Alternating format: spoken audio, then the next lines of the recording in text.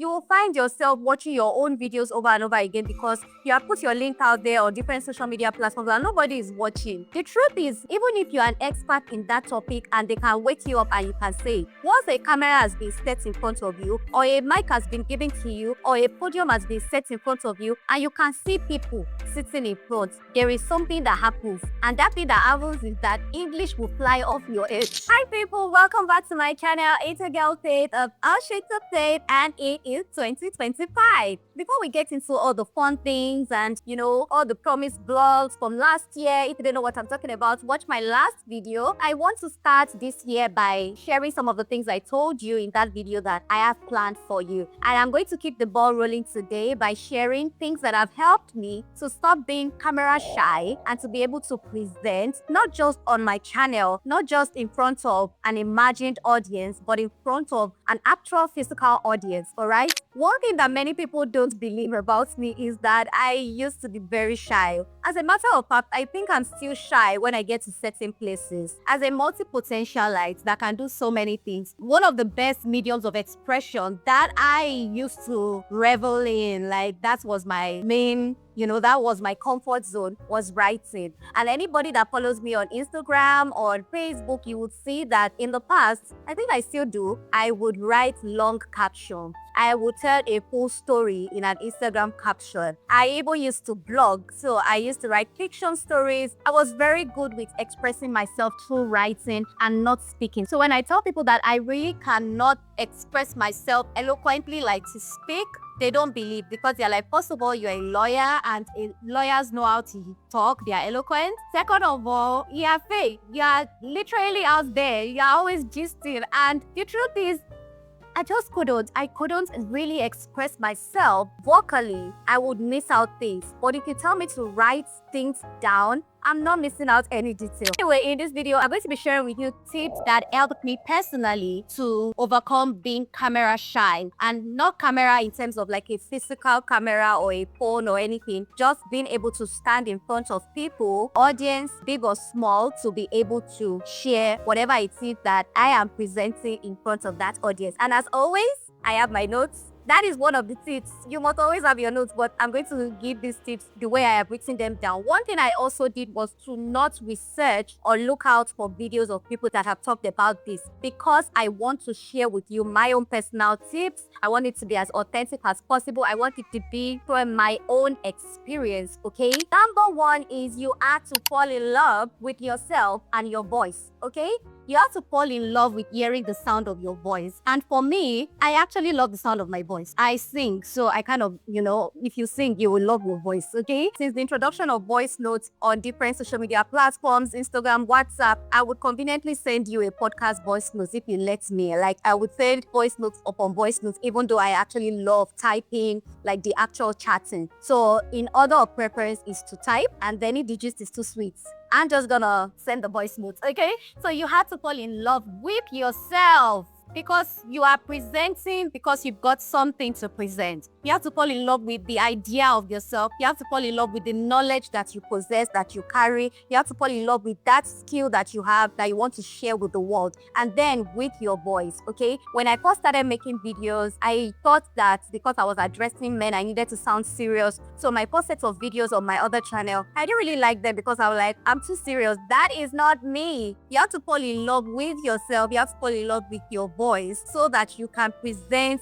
authentically. Number two is you need to research. This really helps with confidence, regardless of what you want to do, what you want to say. Even when I used to write fiction stories, I used to research the different locations that I'm putting in my fiction story. Yes, it is fiction and you can tweak locations and places and things like that. But I did research on things that I could find in certain locations to make the story more believable. So whatever it is that you are saying, even if you are talking about how to make air, you need to do your research so that you will have an edge over people that are just mediocre, okay? Like I said in my last video, as a Christian, mediocrity is not something that we pamper, okay? Spirit of excellence, and that requires research. Research into anything you want to speak about, whether you are doing it physically or you are doing it to an audience on social media that can cannot see you, but you trust that they will watch your videos. Number 3 is to stand in front of a mirror and rehearse. Yes, you are never too old to rehearse. You're never too old to stand in front of a mirror. Remember when we were growing up and we were in debating club, we'll stand in front of mirrors and then we'll do good morning, accurate timekeeper, my fellow debaters. My name is Faith and I'm here to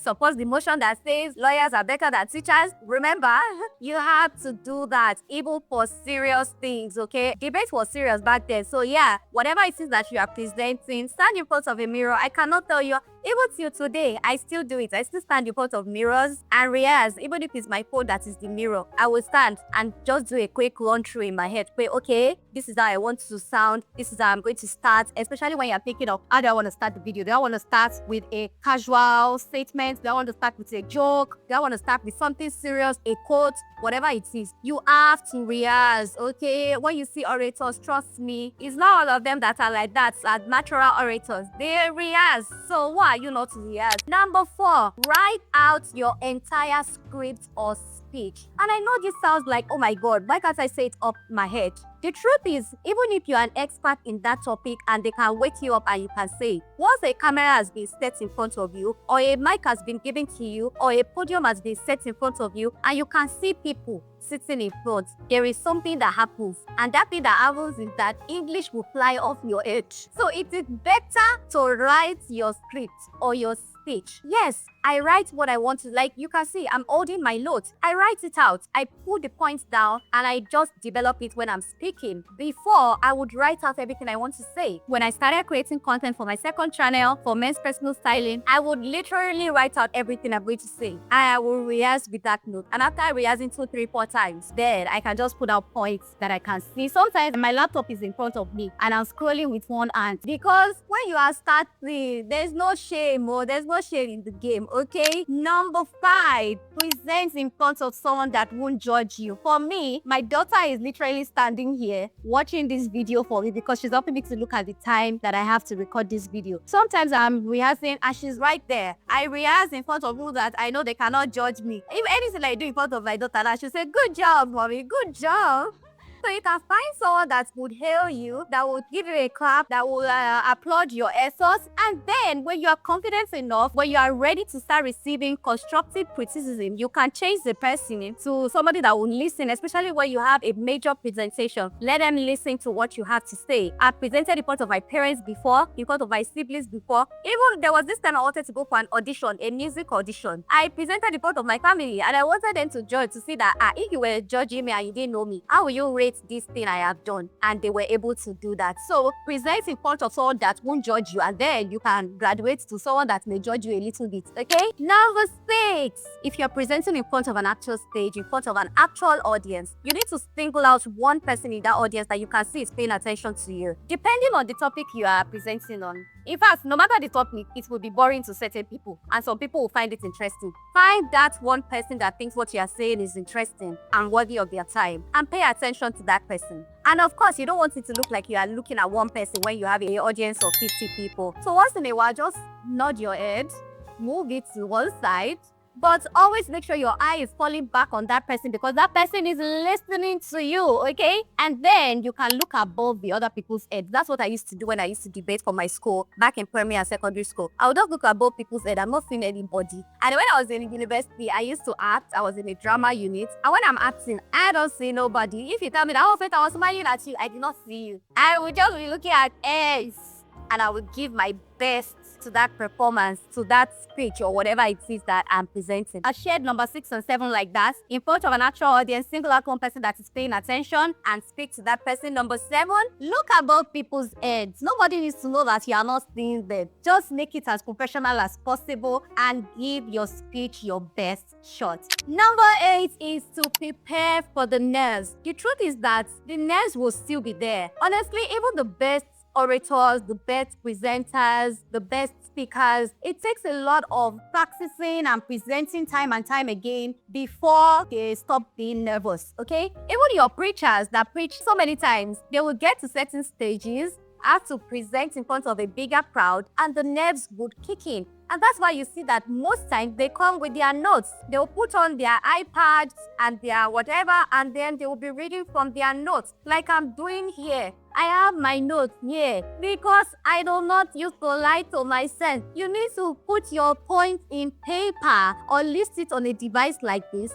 and look at it every now and then. Don't be shy, even on your YouTube channel or your Instagram. Let people know that you are looking at your notes. If they say, why are you bending now all the time? I say it up front in all my videos that I have my notes and I may be looking down from time to time because I don't want to miss out on any of the things that I have spent time to research and prepare for my audience. And you should also do the same because that way you are able to tackle the nerves when they start coming, because it's not like you've crammed this in your head and now you've forgotten, okay? So prepare for the nerves, write out your thing, your notes, and use a teleprompter if you know you don't want to be looking at your note every now and then. Use a teleprompter, or maybe just put your laptop in front of you and let the thing be like a PowerPoint presentation that you have timed so that you can speak on one point after the other, and that's where you look very professional. But trust me, there's nothing wrong with letting your audience know that you have your point in a paper, in a notebook, in a device. There's really nothing wrong, as long as it's not a competition where you have to speak from your head. Okay, number 9, on social media like YouTube,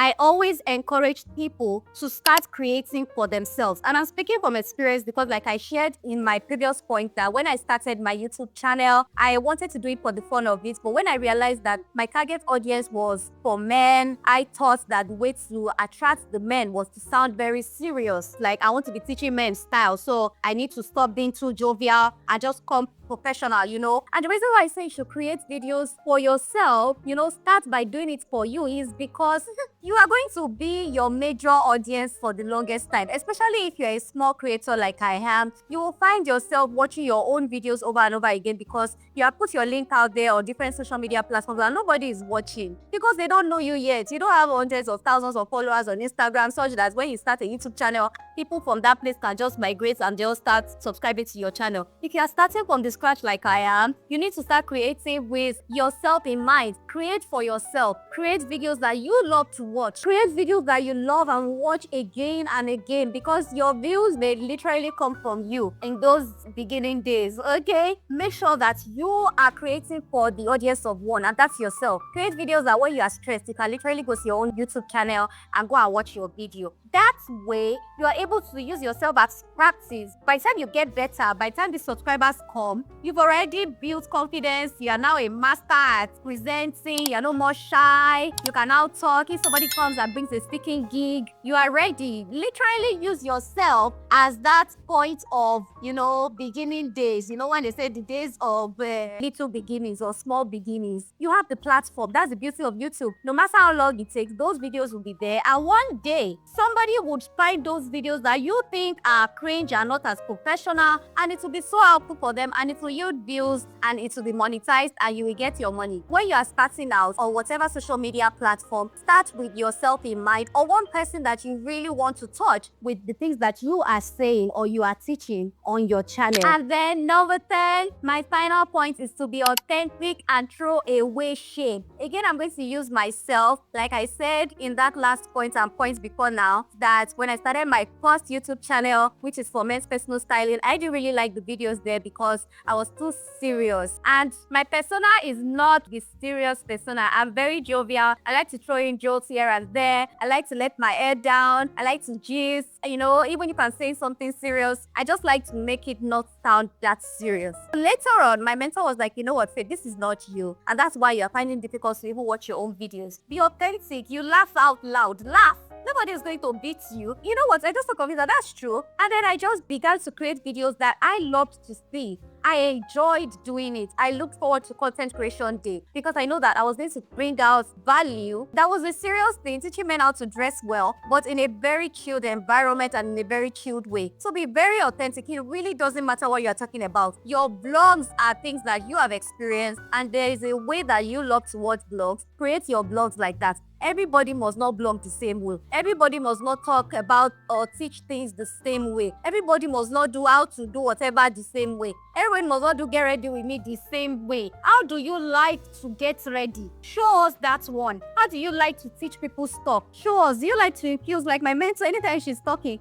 she will infuse songs into what she's saying when we are gisting. Of course, she doesn't do that on her videos, but I think sometimes she does it. But that is our own That's our authentic self. Be authentic and throw away shame. Because honestly, as I'm recording right now, there's just one person in front of me, my daughter. And then I don't know how many people are going to see this video. But I'm not considering that, oh, somebody's going to think it's cringe or whatever. I'm just doing it because I really want to share the things that worked for me. Remember what I said when you are creating for yourself. And I believe that it's going to help at least one person out there. So if you think that, oh, this video I'm doing, I love it. I love to talk about this topic. I really like talking about it. And I want to share it with the world. And I just think of one person that will benefit from me. That's all. Your work is done. The only thing that boosts profiles and videos and gives you all is the grace of God. And when you do all these SEO things and whatever, do it to the best of your ability. But trust me, it is God that gives the increase. Honestly, I want you to remove that pressure. Oh, I put in so much effort into this thing.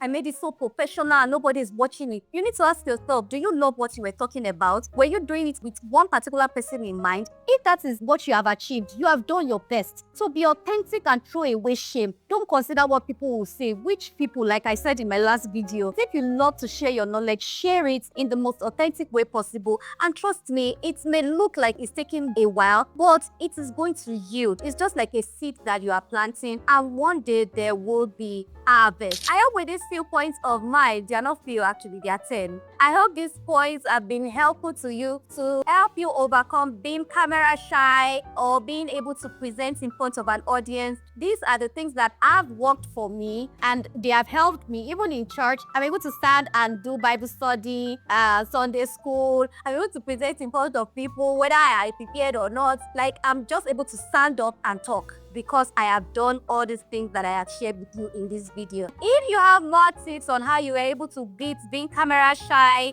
being shy to present, not being eloquent enough, share with me in the comment section. I'm going to be reading and be learning from you, and I'm sure some other people would also want to learn from you. Thank you so much for watching today's video. If you are new here, please don't leave without subscribing to this channel. Give this video a thumbs up and share with someone that you know would benefit from this video. Till I come your way again, it's bye for now. Mwah.